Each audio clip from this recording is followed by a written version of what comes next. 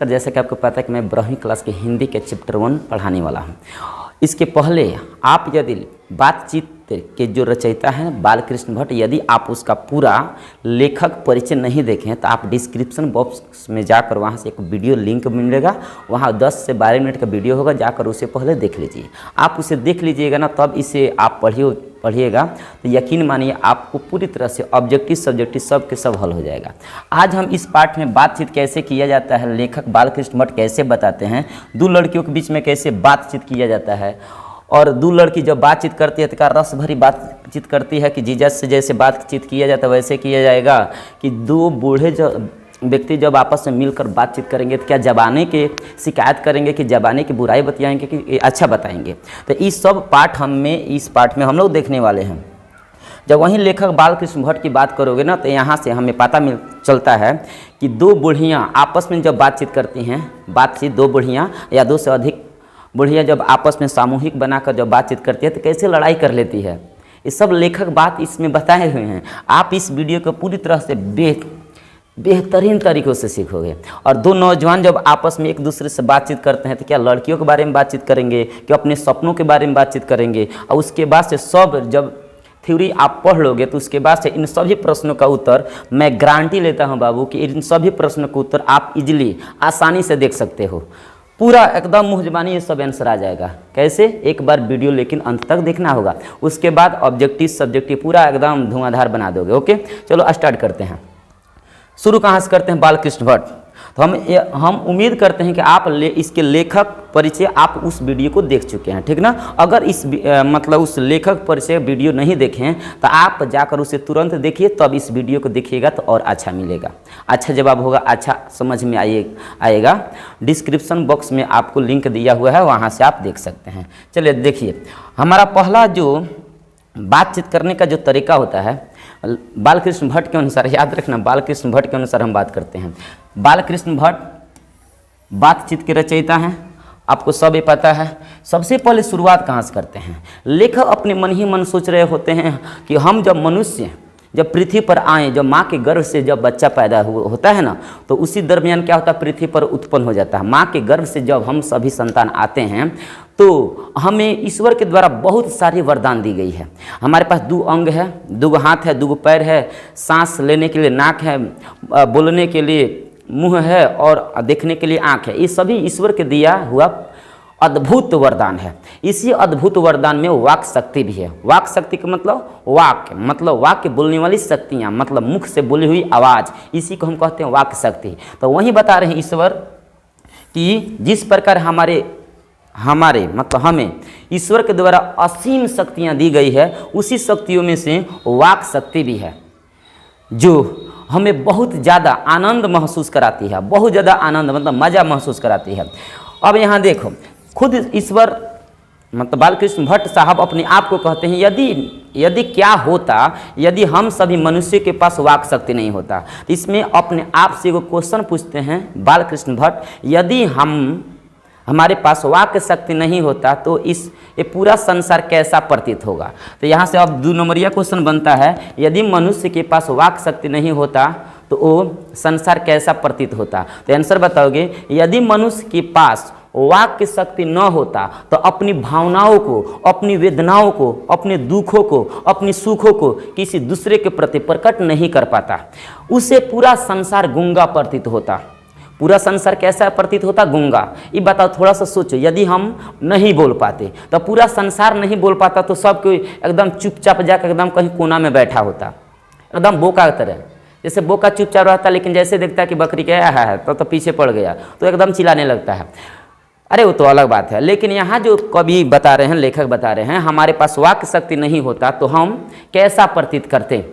तो सबसे पहले याद रखना, जब मनुष्य के पास वाक शक्ति नहीं होता तो पूरा संसार उसे गूंगा एकदम बागड़ प्रतीत होता, कहीं से आवाज़ नहीं निकलता, और सभी इंसान अपनी सुख दुख वेदना भावों को किसी दूसरे के प्रति प्रकट नहीं कर पाते। जिसके जरिए हम अपनी वेदनाओं को प्रकट करते हैं, भावनाओं को प्रकट करते हैं, वो हम सुख दुख का अनुभव नहीं कर पाते, इसलिए पूरा संसार हमें गूंगा प्रतीत होता। तो ये सब आंसर तू लिखेगा, ठीक है बाबू। आगे बढ़ो। ईश्वर के द्वारा जो असीम शक्तियाँ जो हमारे अंदर दी गई है, उसी में से बालकृष्ण भट्ट के द्वारा बताते हैं कि ये जो हम बातचीत करने का जो तौर तरीका अपनाते हैं तो कई प्रकार के होता है। आप देखोगे स्टेज शो पर उसका बातचीत करने का अलग तरीका होता है और घरेलू में बातचीत करने का अलग तरीका होता है। तो यहाँ बातचीत करने का दो तरीका लेखक द्वारा बताया जाएगा। पहला होगा स्टेज शो। स्टेज शो मतलब स्टेज समझ रहे हो, बहुत बड़ा स्टेज लगा है, एकदम ऑर्केस्ट्रा वाली धूम धड़ाका से नाच रही है सब, एक वो स्टेज शो होता है। एक होता है बहुत बड़ा का भाषण होने वाला है, कोई बहुत बड़ा विद्वान आ गया है या फिर कहो कि बहुत बढ़िया मोटिवेशनल स्पीकर आ गए हैं, तो उनको स्वागत करने के लिए स्टेज पर बुलाया जाता है। लेडीज एंड जेंटलमैन, आप सभी को बीच में एक बहुत बड़े मोटिवेशनल स्पीकर आ रहे हैं, वो धीरे धीरे अपने कदमों के साथ स्टेज पर पधार रहे हैं। तो ये सब नाज नखरा है।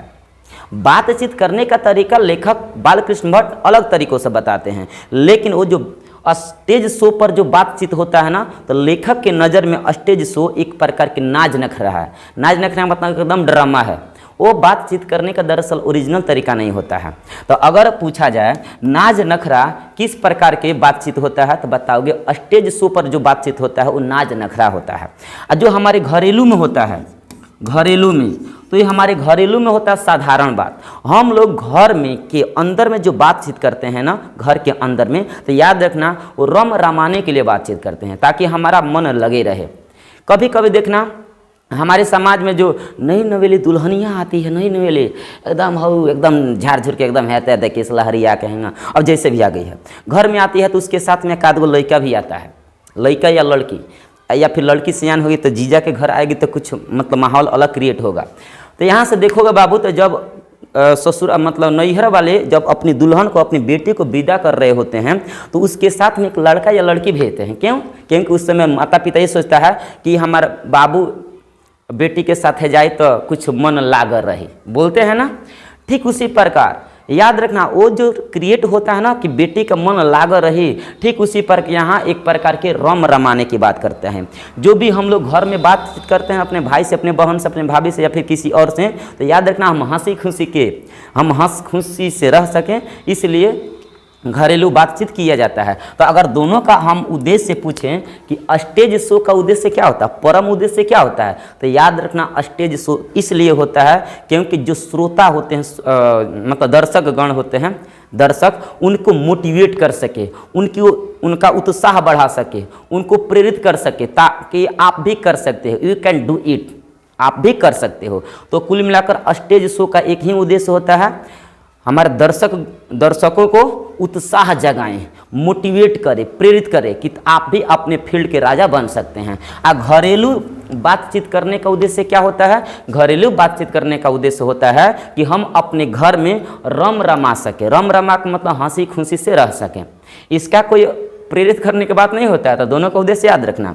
थोड़ा और आगे बढ़ोगे तो कभी कभी स्टेज शो वाला आता है ना, तो कभी कभी बीच में चिटकुल्ला मार देता है ताकि सामने वाले हंस सके, खिलखिला सके, ताकि होठों पे मुस्कान झलक सके। जो होठ जब फैल जाती है ना, तो माना जाता है मुस्कुराहट का अंतिम सीमा है हो, ऐसा माना जाता है। वहीं प्रेम पूर्वक बातें जब देखोगे, प्रेम पूर्वक बात जब करते हैं तो एक प्रकार के सामान्य बात होता है। उसमें भी हम लोग ऐसा बात करते हैं ताकि हंसी मजाक आ जाए। उस समय चेहरा पर मुस्कुराहट झलक आता है, तो उस समय बातें कुछ और बन जाता है। तो कुल मिलाकर प्रेम पूर्वक जो बात होता है, मुस्कुराहट भरी बातें होती है हो। और जब मुस्कुराहट भरी बात होती है दो व्यक्तियों के बीच में, कितना सुकून मिलता है ना। जैसे देखो ये लड़कियाँ कैसे कर रही है, देखो तो कितना खुशनसीब है दोनों लड़कियाँ। चलो ठीक है, जो भी हो अच्छी है सब। अब यहाँ से देखो, अभी तक हम ये समझे कि स्टेज शो पर क्या उद्देश्य क्या होता है और सामान्य बातचीत का उद्देश्य क्या होता है। और दूसरा बात कि ये वाक्य शक्ति हमारे पास नहीं होता तो क्या होता है, ये बात आप समझे हो। दूसरा बात का, जहाँ आदमी को अपनी ज़िंदगी मज़ेदार बनाने के लिए खान पान, घूमना फिरना जरूरी होता है, उतना ही जरूरी वाक शक्ति भी होता है। लेखक अपनी जरिए, अपनी जुबानी से बताना चाहते हैं कि जिस प्रकार मनुष्य को अपनी ज़िंदगी को मज़ेदार बनाने के लिए, मज़ेदार मतलब फैंटास्टिक, मज़ेदार बनाने के लिए खाना पीना, दौड़ना खेलना, उठना बैठना, घूमना इत्यादि की जरूरत पड़ती है ना, ठीक उसी प्रकार उनमें से एक वाक शक्ति भी होती है जो उनके जीवन को मजेदार और बना सकती है। जैसे ससुराल जाते हो, मतलब कहीं घूमने फिरने जाते हो, तो अगर वहाँ वाक शक्ति नहीं होता तो बताओ साले से कैसे मजा करता है, बोलो तो कर पाता? नहीं कर पाता। तो मज़ा कहाँ मिलता, मज़ेदार आदमी कहाँ हो पाता। इसका मतलब ये है कि खान पान रहन सहन घूमने फिरने के अलावा बातचीत भी बहुत ज़्यादा जरूरी है मज़ेदार जीवन बनाने के लिए। लेखक का कहना है जब हम मज़ेदार बातें करते हैं तो हमारे अंदर जितने मवाद होते हैं, धुआं होते हैं, एकदम गड़बड़ माइंड होता है, उस सब हमारे अंदर जितने क्या होते हैं, धुआं होते हैं, मवाज होते हैं, जो बहुत अंट संट बात हमारे दिमाग में भरा होता है, वो बातचीत के जरिए धुआं बनकर निकल जाता है। देखो जब माइंड टेंशन में रहता है ना, तो कभी हंसी खुशी वाला मजाक कर लो, हंसी खुशी वाला बात कर लो, तो यकीन मानो आपके अंदर जितना भी टेंशन होगा ना, एगो धुआं के भाप बनकर बाहर निकल आएगा। आप उस समय स्वच्छ, आप उस समय अपना दिल हल्का महसूस करेंगे। उस समय आपका मन तन धन, आपका जो मन है ना, मन बहुत चित्त, मन को मतलब चित्त भी कहते हैं, आपका चित्त बहुत हल्का और स्वच्छ महसूस होगा। तो याद रखना, जब हम एकदम हंसी खुशी से बातचीत किसी से कर लेते हैं तो उस समय हमारे अंदर जितना भी टेंशन होता है ना, सब के सब धुआं बनकर, भाप बनकर बाहर निकल जाता है। अब बाहर निकल जाएगा तो मनवा क्या हो जाता है, स्वच्छ हो जाता है, स्वच्छ हो जाता है और बहुत साफ सुथरा हो जाता है और हल्का हो जाता है, टेंशन फ्री हो जाता है। तो वहीं लेखक समझाना चाह रहे हैं। आगे चलकर लेखक के नज़र में 3 व्यक्ति आते हैं। आप लेखक साहब बताना चाहते हैं, आप तो एक कहानी सुनी होगी, कौन कहानी बाबू? रॉबिन्सन की कहानी। तो ये रॉबिन्सन के कहानी तारा है पर ये लिखता नहीं हो, रॉबिन्सन के, रॉबिन्सन, ठीक है, रॉबिन्सन की कहानी। रॉबिन्सन की कहानी आप सुना होगा, देखो हम बताते हैं। रॉबिन्सन 16 बरिस जंगल में रहने वाले एक नागरिक था। 16 बरिस तक जंगल में रहा था, 16 बरिस। और 16 बरिस के अंदर में किसी मनुष्य से बातचीत नहीं किया था। और 16 बरिस में केवल बिल्ली, कुत्ता, जानवर के साथ घुल मिल चुका था। उसे कोई मनुष्य से मतलब नहीं था। 16 बरिस तक मनुष्य देखा भी नहीं था। उसका आवाज़ मानो पूरी तरह से वो भूल चुका हो अपनी आवाज़ों को। लेकिन 16 बरिस बाद एगो गलती से एगो जंगल में एगो नागरिक चला जाता है, उसका नाम होता है फैराडे। फैराडे नहीं, उसका नाम था फ्राइडे। क्या नाम होता? फ्राइडे। तो याद रखना, अगर पूछा जाए 16 वर्ष तक जंगल में कौन रहा? रॉबिन्सन। 16 बरिस तक, और 16 बरिस तक कभी मनुष्य से बातचीत नहीं किया था। लेकिन एक दिन अचानक फ्राइडे नामक व्यक्ति उसके सामने प्रकट होता है। प्रकट होता है तो जंगली भाषा में उसको कुछ सुना देता है रॉबिन्सन को। तो रॉबिन्सन जैसे बतिया जंगली भाषा में सुनता है ना, मनुष्य की आवाज़ सुन लेता है, क्योंकि 16 बरिस हो चुका है मनुष्य की आवाज़ सुने हुए। तो बतिया जब सुनता है ना मनुष्य की वाक शक्ति, तो एकदम आनंद हो जाता है, मतलब एकदम खुश हो जाता है, मानो ऐसे कि मनुष्य के दूसरा उसके ऊपर चोला हो गया हो, चोला पहन लिया हो। चोला का मतलब समझते हो? वेशभूषा, दूसरा मनुष्य का वेशभूषा धारण कर लिया हो। तो वही बताना चाहते हैं लेखक साहब की वाक शक्ति में इतनी ताकत होती है ना कि किसी को मन खुश कर सकता है। किसी का मन यदि दुख हो तो उसे खुशी में बदल सकता है। हमारे पास इतना वाक शक्ति होती है, समझ रही हो? खाली देखबे मत करो, तन लिखिए लिखत जो महत्वपूर्ण आई। तो रॉबिन्सन के बात याद रखना, रॉबिन्सन के कथन याद रखना। रॉबिन्सन 16 वर्ष जंगल में रहने वाला एक नागरिक था, जो हमें 16 वर्ष तक कुत्ता बिल्ली के साथ रह चुका था। लेकिन एक अचानक फ्राइडे नामक एक नागरिक आता है, उससे बातचीत करता है। बातचीत वो जंगली भाषा में बोलता है फ्राइडे, लेकिन वो तो समझ नहीं पाया। लेकिन जो आवाज़िया सुना था ना, उस आवाज़ से एकदम बेहद खुश हो गया था, मानो ऐसा कि उसके जीवन का दोबारा चोला निकल आया हो। दूसरे विद्वान का नाम याद रखना, वेन जॉनसन। वेन जॉनसन याद रखना। वेन जॉनसन क्या कहते हैं? वेन जॉनसन का कहना है, सच तो सच होता है। बात बुझ रहे हो? एक का लिखल बा,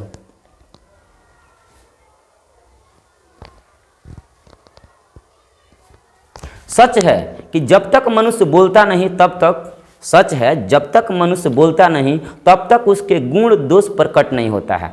रॉबिन्सन साहब का कहना है कि मनुष्य का सही साक्षात्कार तभी हो सकता है जब वो बोले। अब यहाँ से इनके कहने का तात्पर्य याद रखना।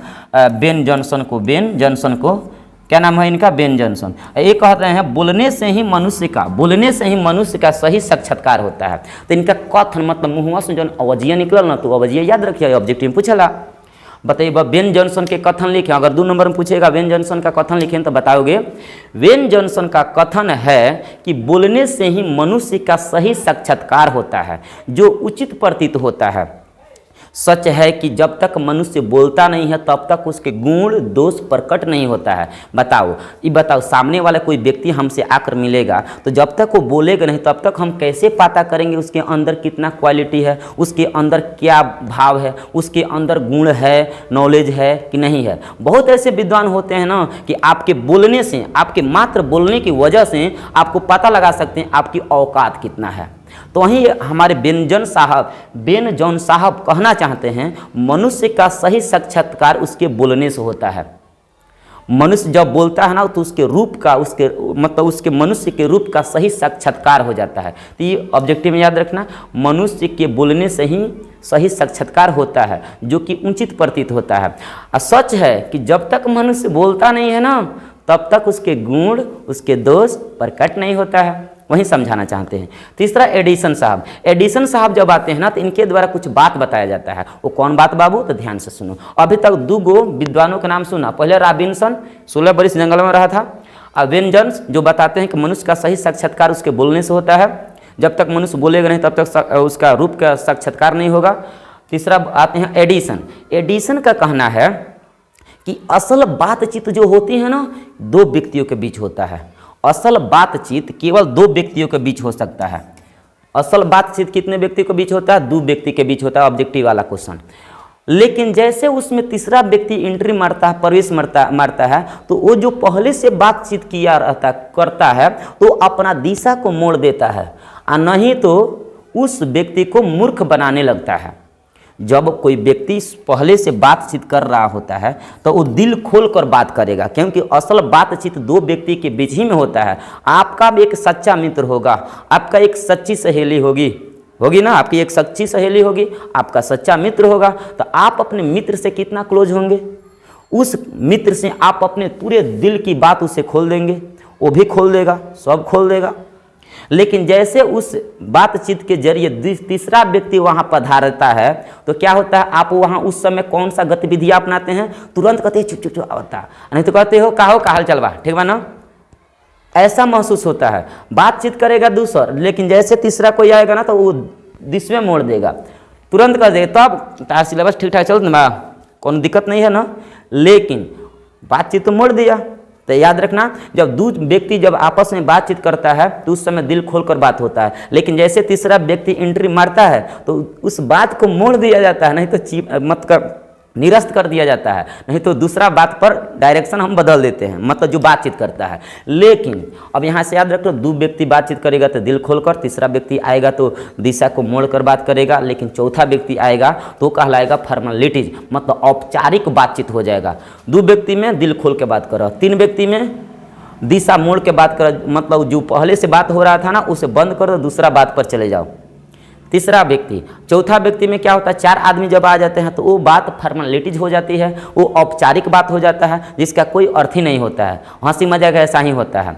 और जैसे 4 से अधिक व्यक्ति आकर बातचीत करने लगते हैं तो याद रखना, लेखक अनुसार बोला गया है राम रमोवल होता है। तो अगर ऑब्जेक्टिव में पूछा जाए राम रमोवल कितने लोगों में होता है, तो 4 से अधिक व्यक्ति में।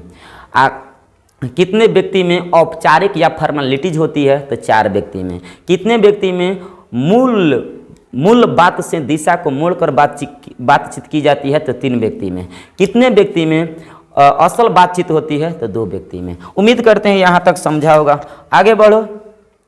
अब यहाँ जैसे समझेगा तो यहाँ से ये तो हमें पता चल गया, 2 व्यक्ति रहेगा तो कैसा बातचीत होगा, 3 व्यक्ति होगा तो कैसे बातचीत होगा, 4 व्यक्ति होगा तो कैसे बातचीत होगा, और तो और 4 से अधिक व्यक्ति होंगे तो कैसे बातचीत करेंगे। अब हम एक बात बताते हैं आपको कि जब 2 बूढ़े, लेखक बताना चाहते हैं आगे के नज़रिए से थोड़ा और आगे जाओगे तो हमें पता चलेगा, जब 2 बूढ़े व्यक्ति, हम बूढ़े लोग को रिस्पेक्ट देते हैं बाबू, ठीक ना, तो वृद्ध कभी ना कभी इंसान हो ही जाता है। जब 2 वृद्ध व्यक्ति आपस में बैठते हैं ना, 2 या 2 से अधिक, तो पता नहीं कहाँ आजम जमाने की बातें शुरू करते हैं। वो आजम जबाने की बात पता नहीं कितना पुराठ बात वो करते हैं और उस बात में हमेशा जबाना की शिकायत करते हैं जी। अगर पूछा जाए वृद्ध व्यक्ति किसका शिकायत करते हैं? जबाना का, कि हमारे जमाना में कैसा काम होता था, आज के जमाना देखो लड़कियाँ फाटल फाटल पहिरता रिसन कौन सी हो समझ तारा। और तो और लड़का लड़की में थोड़ा सा भी लाज शर्म नहीं है, जहाँ देखो वैसा ही भागता जा रहा है। दूसरा बात कि जो हमारे घर में आती है आता है वो घूंघट ओढ़ कर नहीं रहती है, ऐसा ही चली जाती है। आज के ज़माना में देखो तो कोई पतोह कोई भावे भसुर से शर्माती नहीं है। ये क्या है? ये सब वृद्ध व्यक्ति की बात है, हमेशा जबाना की शिकायत करते रहते हैं। तो याद रखना ऑब्जेक्टिव में जबाना की शिकायत कौन करता है? वृद्ध व्यक्ति। आगे बढ़ो, अब इसमें से याद रखना जब आदम जबाने की बात करेंगे ना 3-4 गो वृद्ध व्यक्ति, तो उसमें से 10 गो झूठ बात होगा तो 4 गो सच बात होगा। तो जबाना की बात करेंगे तो 4 गो सही बात बोलेंगे और 10 गो क्या बोलेंगे? झूठ बात बोलेंगे। आपसे ऑब्जेक्टिव में पूछा जाएगा वृद्ध व्यक्ति जबाने की बात करते हैं तो उसमें कितने बात सच होता है? 4। कितनी बात झूठ निकलता है? 10। याद रखना।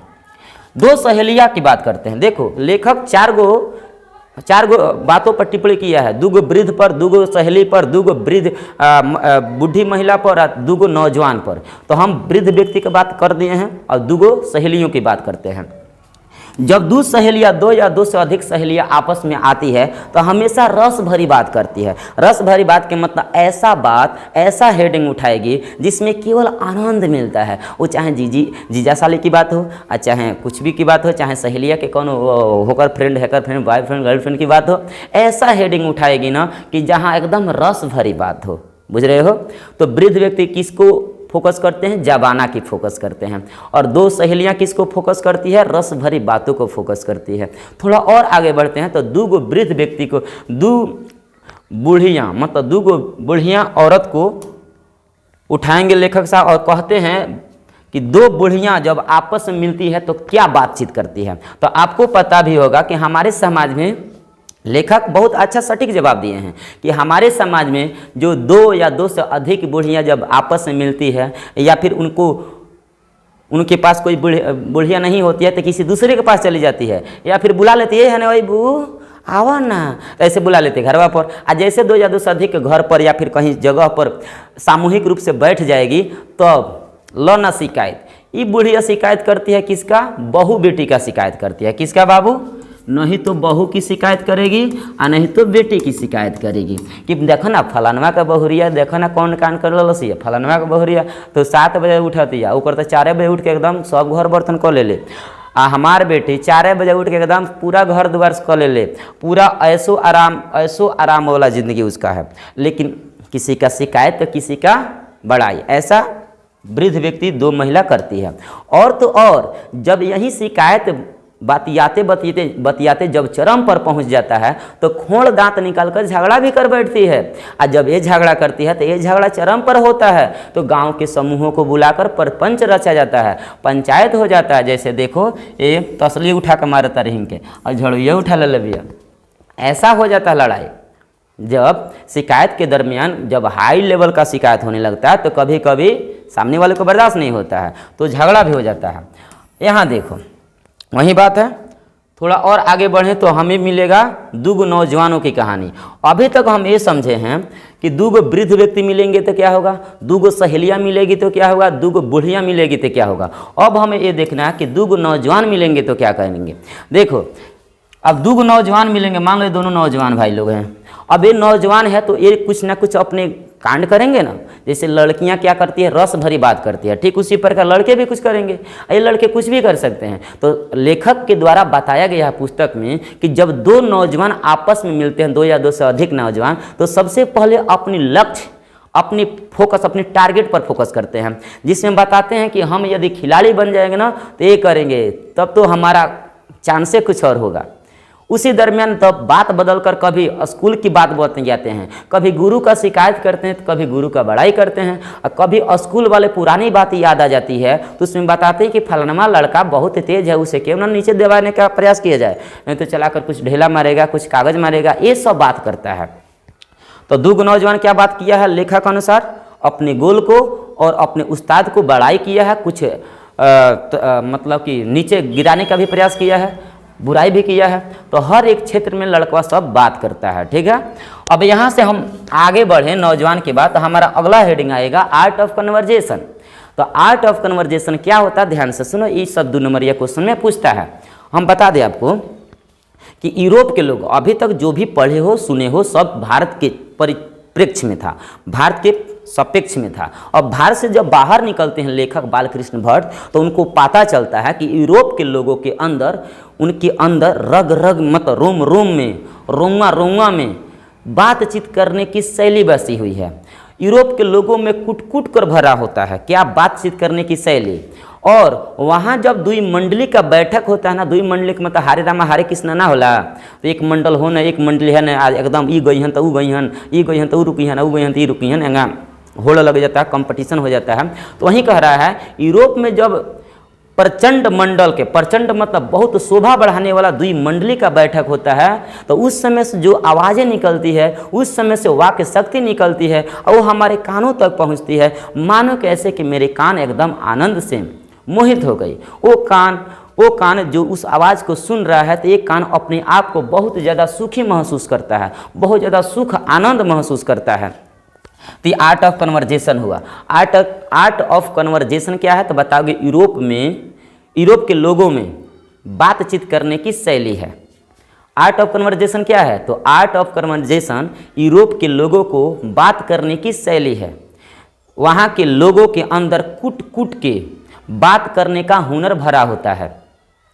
यूरोप में दुई मंडली के अंदर जब वाक शक्ति होती है, तो वहाँ से जो आवाज़ें निकलती है वो हमारे कानों में गूंजती है, तो हमारे कानों को अच्छा महसूस होता है। हमारे कानों का ये जो कान होता है ना, ये सुखद महसूस करता है। यही सब आर्ट ऑफ कन्वर्जेशन होता है। बातचीत करने का उत्तम तरीका क्या हो सकता है, लेखक बताना चाहते हैं। जब ये पूरा बातचीत खत्म हो जाता है, तो लेखक अंत में बताकर रुकना चाहते हैं कि लेखक कि जो बातचीत करने का जो सबसे उत्तम तरीका होता है, स्वयं से बातचीत करने का तरीका होता है।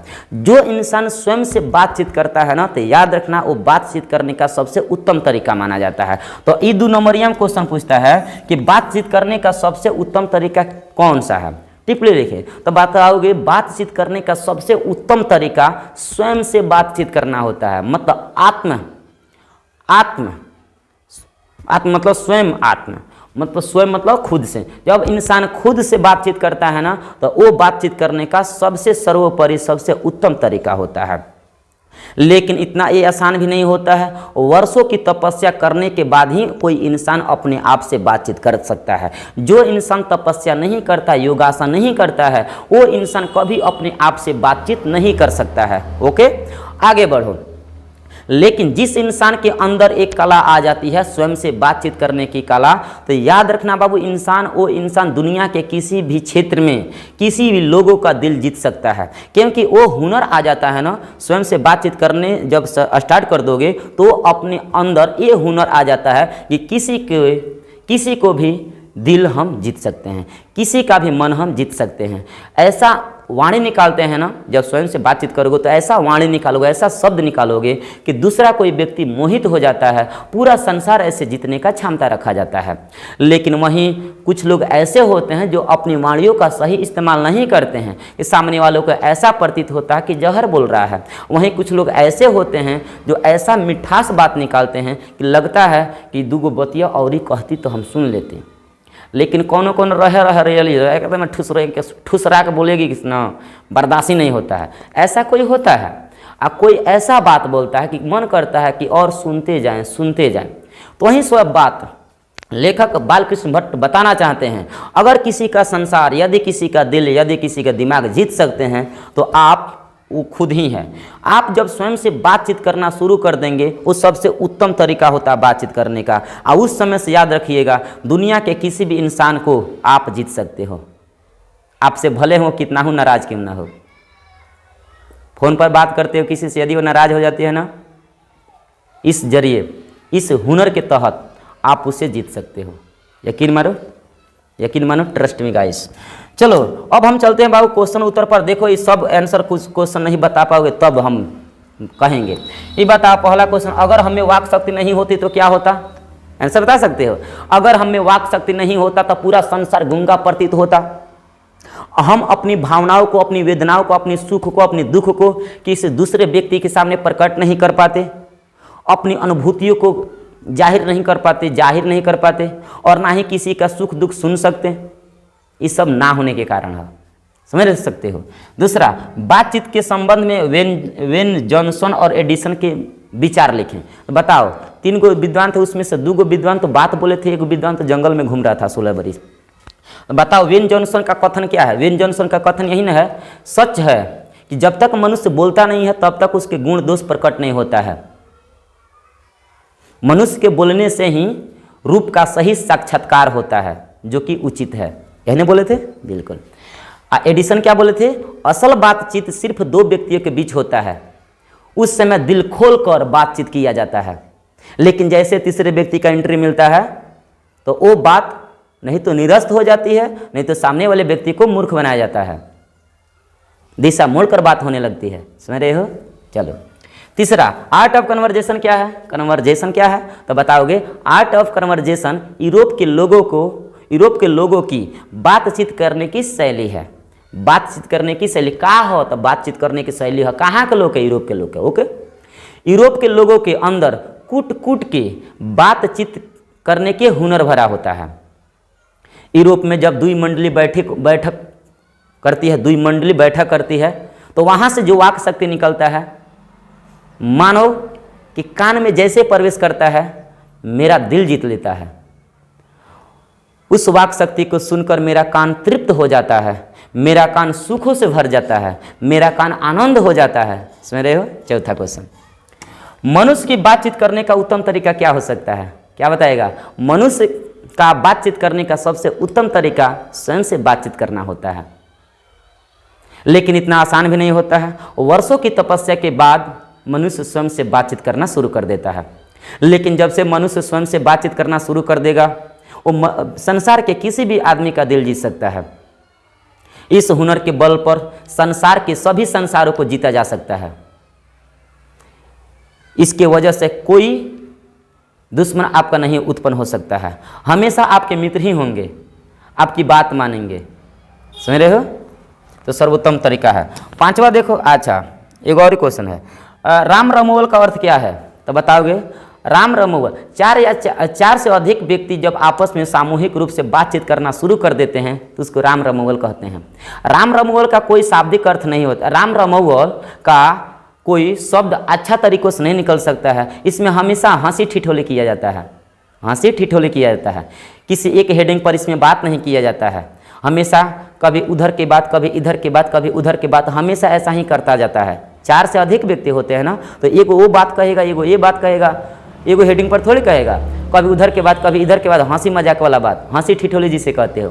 तो 4 से अधिक व्यक्ति जब आपस में बैठते हैं तो क्या होता है? हंसी ठिठोली। आगे देखो, हमारी भीतर की मनोवृत्ति नए नए रंग दिखाती है। यह प्रपंचात्मक संसार का एक बड़ा भारी आईना है, जिसमें जैसी चाहो वैसी सूरत देख लेना कोई दुर्घट बात नहीं है। देखो, ये जो वाक्य है ना बहुत बड़ा, तो ये परीक्षा में 5 नंबर में आता है। कहता है प्रस्तुत पंक्ति को व्याख्या करें 5 नंबर में। तो व्याख्या वाला याद रखना, किसी भी क्वेश्चन को व्याख्या करने वाला यदि क्वेश्चन आ जाता है, किसी भी क्वेश्चन, तो सबसे पहले आपके पास ये हुनर होनी चाहिए कि आप उससे सबसे पहले बूझो किस पाठ का है। जैसे देखो, हमारी भीतरी मनोवृत्ति नए रंग दिखाई देती है, संसार का कोई भारी आईना है।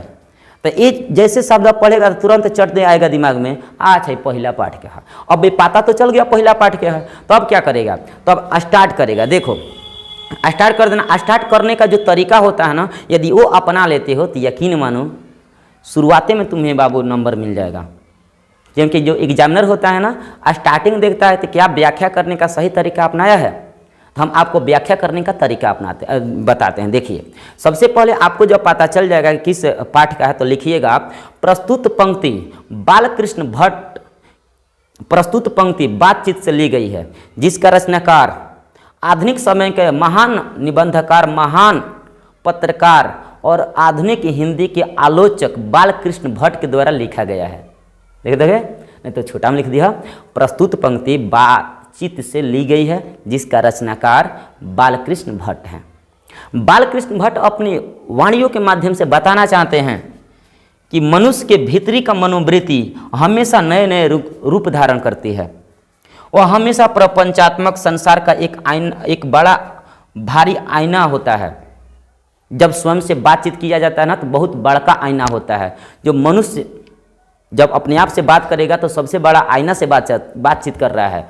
और उस समय जब बातचीत करोगे ना, तो जैसा आपके अंदर गुण होता है ना, वैसा ही आपके विचार प्रकट होंगे। तो इसलिए समझाना चाहते हैं, सबसे पहले वर्षों का तपस्या आप करो, अपने अंदर के गुण को, भावना को थोड़ा और उजागर करो और वृद्धि करो, और तब देखो संसार को कैसा जीता जा सकता है। जो पल पल में, क्षण क्षण में आपका दिमाग, आपका कंसंट्रेशन पावर इधर उधर जाता है ना, ये सब शांत हो जाएगा। ओके, तो ये और भी अपने मन से पाठ के अनुसार जोड़ देना। सच है कि जब तक मनुष्य बोलता नहीं तब तक उसका गुण दोष प्रकट नहीं होता है। तो फिर से यहाँ पहले लिखा ना, ये भी दोहा है, व्याख्या करोगे तो लिखोगे, प्रस्तुत पंक्ति बातचीत से ली गई है, जिसका रचनाकार बालकृष्ण भट्ट हैं, जो आधुनिक समय के महान आलोचक हैं। ओके, तब लिखना, एडिसन के द्वारा कहा जाता है कि असल बातचीत सिर्फ दो व्यक्ति के बीच में ही होता है। असल बातचीत दो व्यक्तियों के बीच में ही होता है। लेकिन वहीं वेन जॉनसन कहते हैं कि सच है कि जब तक मनुष्य बोलता नहीं है ना, तब तक उसका सही दोष गुण प्रकट नहीं होता है, क्योंकि बोलने से ही मनुष्य के रूप का सही साक्षात्कार होता है। जब सामने वाला व्यक्ति जब कुछ बोलता है तो हम उसके गुण को, उसके दोष को हम पहचान लेते हैं और उसके अनुसार हम रिएक्ट करते हैं।